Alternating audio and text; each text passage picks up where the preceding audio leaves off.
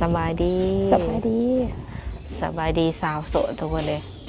วันนี้ก็มีโอกาสเข้ามาหาเป็นครั้งแรกซะเนาะจ้า เพราะว่าโดนเนี่ยทุกคนเลยขออยากถามซื้อไหนซื้อวิอันอยู่จากปีตอนนี้เศร้าหาโอ้25 ปีทุกคน ปัจจุบันนี่เฮ็ดเวียกยังตอนนี้เหมือนบริเหตุกำลังลงมาแต่ไทยโอ้อันเมื่อก่อนไปเฮ็ดงานอยู่ฝั่งไทยพุ่นแมนบ่ได้เรียนบ่เฮียนฮอดม.3ออกไปเฮ็ดงานแมนโดย อันนี้ขึ้นมาอย่างพักผ่อนเลยบ่หรือยังไงขึ้นมาพักผ่อนอันมีวางแผนแบบสิลงอีกบ่หรือว่าขึ้นมาเลยอันนี้ค่ะว่าสิลงอีกอยู่เมื่อก่อนที่ว่าลงไปนี่เหตุงานนี่แบบได้ประมาณจากปีจากเดือนได้7 เดือนก็เลยลงมาเหตุงานเนี่ยเหตุงานห้านอาหารโอ้เป็นอะไรยังเป็นผู้ซอยครัวโอ้เกือบว่าเป็นเซฟเลยเนาะ โดยเงินเงินเดือนดีอยู่บ่เดือนละ10,000เพราะว่ากินอยู่น้ำเพิ่นเนี่ยในสิวันอะไรก็คือไปเหตุ7 เดือนนี่ถือว่าโดนเติบเลยเนาะแม่นโดยเจ้านี่เป็นแบบว่าสาวโสดบ่หรือว่าเคยแต่งงานมาแล้วเคยแต่งงานมาแล้วเป็นแม่ห้างหรือแม่ใหม่เป็นแม่ห้างมีลูกบ่มีลูกเจ้าจักคนหนึ่งผู้หญิงหรือผู้ชายอันนี้ผู้ชาย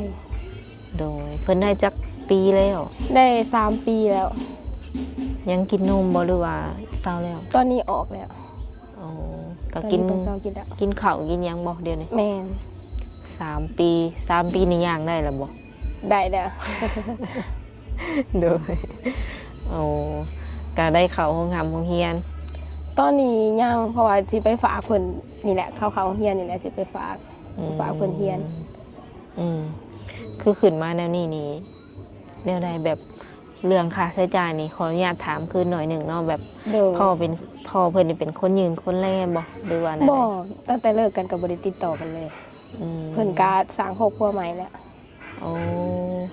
คือค่าใช้จ่ายอีหยังทั้งหมดของลูกนี่แม่นเจ้าเป็นคนดูแลแม่นอย่าขาดกันเจือเลยติโดย จนว่าเพิ่นไปสร้างครอบครัวใหม่แล้วว่าซั่นแม่หากเจ้าตั้งแต่เลิกกับเพิ่นมานี่ยังบ่เคยคบกับไผบ่ยังบ่ได้คบกับไผเลยเป็นหยังแบบกระโดนเติบเลยเนาะก็แบบเฮาเฮ็ดแต่งานเฮาก็บ่มีเวลาแน่เพราะว่าช่วงอยู่ไทยกับขณะที่โทรหาลูกก็บ่มีเวลาหั่นนะก็เลยแบบบ่ได้คุยกับไผกับมีอยู่คุยแต่ก็บ่ได้คบแบบว่าเป็นแฟนหรือว่าอีหยังก็คือไปแบบว่าเฮ็ดงานนี่ตั้งใจเฮ็ดงานอย่างเดียวแม่นบ่ค่อยได้แบบสุงสิงกับไผแม่นหักก็มีอยู่บ่เลยแบบว่าเขามาจีบเขามาหยอกเขาก็มีโอ้เลยเฮ็ดได้ปฏิเสธเขาเลยก็แบบคุยไปแล้วเขาก็แบบหายหั่นนะเขาก็หายเขาก็แบบคืออยู่ตอนทำอีทโดนไปเขาก็หายเขาก็แบบเสร็จไปเขาก็บ่ตอบบ่หยังก็เลยเศร้าก็เลยแบบโฟกัสที่งานอย่างเดียวก็เลยแบบบ่อยากคุยกับไผอีกส่วนหลายนี่เป็นผู้บ่าวทางใดที่ว่าเขามาคุยคนลาวคือกันนี่แหละเพราะว่าเขาเห็นงานไกลกันนี่เคยคุยแบบผู้บ่าวฟังไทยแล้วบ่เคยคุยอยู่แหมแต่ว่าเป็นอะไรก็แบบมันแบบเขามาคุยเขากับบ่ฮู้เนาะตอนแรกแล้วไปฮู้ที่ดังว่าเพิ่นมีครอบครัวแล้วหั่นน่ะโอ้กะสิว่านั่นแหละก็เลยเศร้าหลังจากที่ว่าฮู้แล้วเนี่ยมันเศร้าปึ๊บเลยแม่นอันตอนนี้นี่ถือว่าโสดเลยแม่นบ่แม่นตอนนี้โสด 100% แบบบ่มีคนคุยจักดีเลยก็คือว่าคนผู้เจ้าผู้งามอยู่ในเราทุกคนแต่บ่มีคนเข้ามาอันนี้จักสีว่าแนวใดถือว่าออกมาเปิดใจเนาะแม่นก็เลยอยากลองมาเปิดใจเบิ่งโดยคิดว่าอยากเปิดใจหาคนคุยแก้เหงาบ่หรือว่าอยากสร้างครอบครัวแล้วตอนนี้อยากสร้างครอบครัวพร้อมที่จะแบบสร้างครอบครัวใหม่อีกครั้งนึงแม่นคือสมมติว่าเจอปุ๊บแบบเฮาถูกใจสินะเฮามักเฮาฮักเพิ่นเนาะเพิ่นก็ฮักมักเฮาคิดว่าจะคุยแบบ เบิ่งใจกันประมาณจักเดือนจังสิแบบตกลงปลงใจสร้างครอบครัวเลย ก็แล้วแต่เนาะถ้าสมมุติว่าคุยกันไปก็ได้เดือน1 2เดือนก็3เดือน4เดือนก็ได้แหละ กับบ่โดนเนาะ แม่น โดยแต่ผู้ชายที่ว่าเจ้ามักนี่เป็นประมาณใด ผู้ชายที่เขามักบ่ แม่มีสเปคบ่ สเปคก็คือแนวใดก็ได้ขอแต่ว่าเพิ่นฮักเฮาฮักครอบครัวเฮาแล้วก็พร้อมสร้างพร้อมสาไปนำเฮาดุมัน อืมแบบว่าหน้าตาบ่เลือกบ่หรือยังไงอยากได้คนผู้จบผู้รอหรือว่าจากใด ก็เอาพอไปวัดไปวาดให้กับบ่ถือขัดว่านี่นะเพราะว่าเฮาก็บ่ได้งามหั้นนะ อืมอายุสูงสุดนี่รับได้เท่าไหร่ อายุสูงสุดบ่50 60ก็ได้ 60ยังได้อยู่แม่นบ่ แม่น สมมุติมี60กว่าอีกบัดเฮ็ด ก็ จั่งใ ได้ เอาอีหลีบ่ อีหลี บางทีมันอาจสิดีกว่าวัยรุ่นก็มีได้ เอาแบบเพิ่นเป็นพอห้างพอใหม่ก็สิเอาบ่เลย โดย บางคนมีลูกติดพร้อมได้แหละ เฮากับลูกติดคือกันเด้ บ่เป็นหยัง แต่จุดนี้ถือว่ารับได้แม่นบ่ โดย อยากได้คนที่ว่ามีอาชีพการงานเฮ็ดเท่านั้นบ่หรือว่าสาวไร่สาวนาทำมาค้าขายก็เอา ทำมาค้าขายก็ได้ ขอเพียงเลี้ยงแบบเฮาได้เนาะ แม่นก็แต่เพิ่นเบิ่งของเฮาได้ อืมคิดว่าอยากได้ผู้ชายแบบนิสัยประมาณใดใจร้อนหรือใจเย็น เขาใจเย็น เพราะว่าเอาเป็นคนดีใจฮอนนะ โอ้เจ้าค่ะเป็นคนใจร้อนแล้วตอนนี้ แม่น อืมได้มักแบบได้มักแบบ สมมุติว่าเพิ่นมักโทรมาดุมาเรื่อยก็สิมักอยู่บ่ล่ะ ได้ บ่รำคาญบ่ บ่ เอาคิดเลยสำหรับเจ้านี่คิดว่าตัวเองนี่เป็นคนแบบใด ข่อยบ่ แมน ข่อยเป็นคนที่แบบว่า ถ้าเฮ็ดเวียกเฮ็ดงานก็ต้องเฮ็ด อืม ให้มันแล้วในหน้าที่ของตัวเองหั้นนะแบบบ่มักแบบบ่มักคนขี้ตัวข่อยเป็นคนที่แบบว่าบ่มักคนขี้ตัวแล้วก็ตัวเองก็บ่มักตัวคือกัน อ่า ถ้าสิไปไสก็ไปหันไปหนีก็ขอแต่ให้บอกหั้นนะ อืม หรือว่าสิไปหลินไปเที่ยวไปหยังก็ขอให้บอก บ่ค่อยมักค่ายมักเครียดบอก บ่พอ เวลา กับผู้เก่าเขาก็หรือว่าเป็นเดี๋ยวนี้บ่เขาจึงแบบว่าไปมีผู้ใหม่หั้นนะกับผู้เก่าก็ อืมแบบว่าบ่ค่อยมักค่ายมักเครียดบ่ค่อยมักหึงมักหวงบอก บ่เป็นคนที่บ่หึงหวง อืมเวลาไปหันไปนี่บอกก่อน แม่น คือหายไปแต่ขอเพียงให้บอกสิบอก แม่น อืมกินเหล้ากินเบียร์ก็ได้บอก ได้ก็บ่ได้ห้าม อืม อ้าวถือว่าเป็นผู้หญิงที่ว่าใจดีใจกว้างได้ดอกทุกคนก็บ่ค่อยมักค่ายปานใดเพิ่นว่าคันสมมุติว่าอยากค่ายสุดๆนี่เฮ็ดจังได ถ้าอยากให้ก็คือสิบ่เว้านำเลย อ๋อ แต่จะเป็นคนสิแบบบ่เว้าแบบมีดบ่เว้าน้ำไผอีก อันนั้นคือแบบเอาให้แล้ว แม่น อืม บ่เว้าน้ำนี่คือว่าหายแล้ว อืมแล้วปัจจุบันนี่อาศัยอยู่กับไผแน่ อยู่กับแม่พ่อแล้วก็เอื้อยพี่อ้ายแล้วก็น้องหลายคน หา6คนได้บ่ ประมาณ 7-8 คน อยู่เฮือนหลังเดียวบ่ แม่นเพราะว่าน้องก็หาคนแล้ว อ๋ออันจะเป็นลูกคนที่เท่าใดก็ คนที่สอง ที่สองอ้ายน้องสร้างครอบครัวแล้วจักคน มีแต่เอื้อยสร้างครอบครัวน้องยังเพราะว่าน้องยังเรียนอยู่ อืมเฮียนบ่สี่เลยบ่ ผู้หนึ่งออกแล้ว ยิงหรือทรายน้องทั้งสี่ ผู้ชาย ผู้ชายบ่สี่ แม่น อ๋อ แสดงว่ายิงนี่สอง แม่น ทรายสี่ทุกคนเนาะอันแต่ว่าเอื้อยนี่สร้างครอบครัวแล้วแต่ว่ายังอยู่นำกันบ่ แม่นยังอยู่นํกันเนี่ย อืม แต่ว่าตอนนี้เพิ่นบ่ได้อยู่เฮือนนะเพราะว่าเพิ่นออกไปอยู่นา หักอยู่บ้านนี้เนาะ แม่น อืมคิดว่าเฮือนชานบ้านสองตัวเองนี่จัดอยู่ในระดับใด ก็ตอนนี้ก็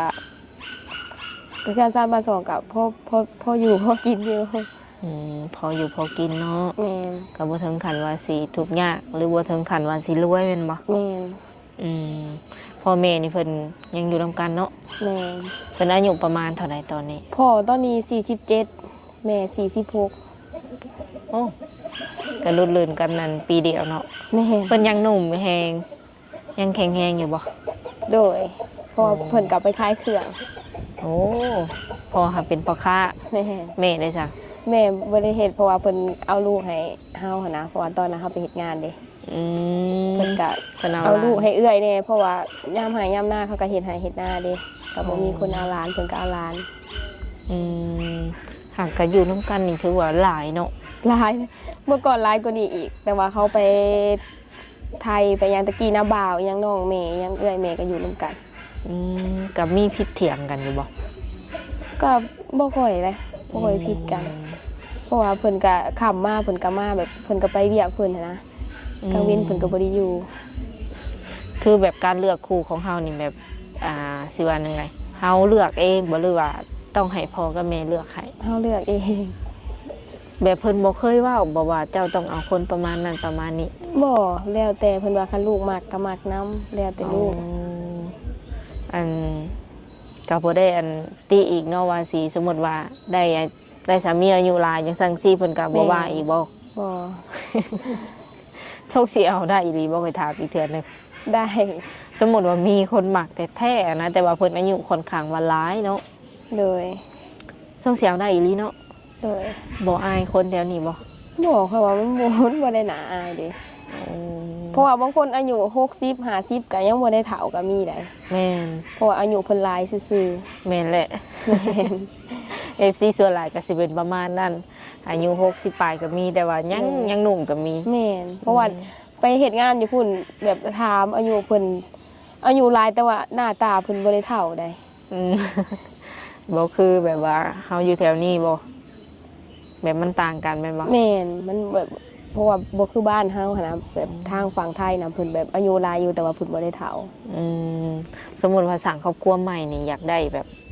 สามีทางใดฝั่งลาวฝั่งไทยหรือต่างประเทศ อยากได้ฝั่งไทยกับต่างประเทศ เอาฝั่งลาวนี่เป็นจังได ฝั่งลาวบ่อยากได้แล้ว ลาบแล้วบ่ แม่น ลาบแล้วก็ถึงแบบเข็ดแล้วประมาณนี้เนาะ โดย โอ้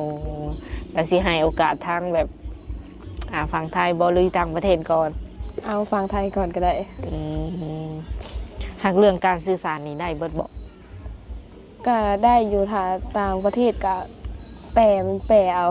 โหมีแบบเขามีเครื่องแปลอยู่เนาะ โดย คือคันแมนฝั่งไทยนี่มันพิมพ์ได้ ได้ อ่านได้บ่ ได้ โอ้เก่งได้นี่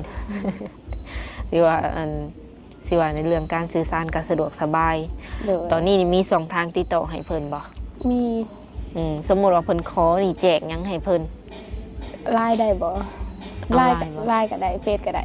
อืมให้เบิด2บ่สมมุติว่าขอเบิด2 โดย โอ้บ่มีความลับหยังติ บ่มี เลย เป็นจังได๋ออกมาเปิดใจมื้อนี้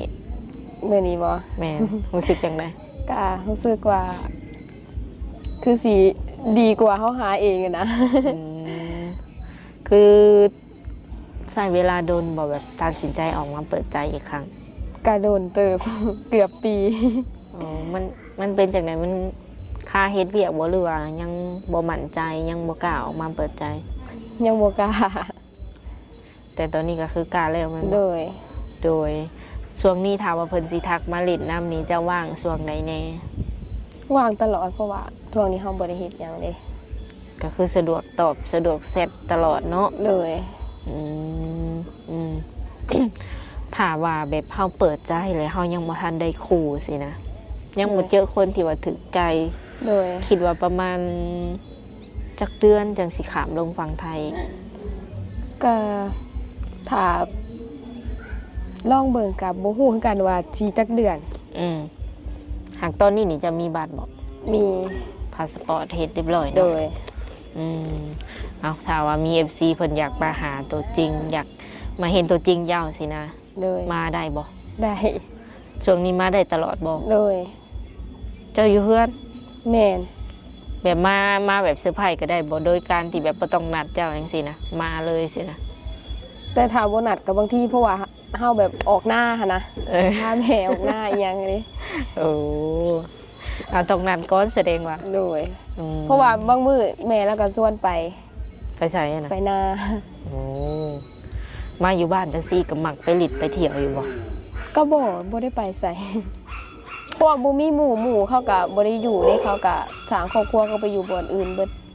โอ้ก็แสดงว่าคันมีหมู่นี่ไป ถ้ามีหมู่ก็ไป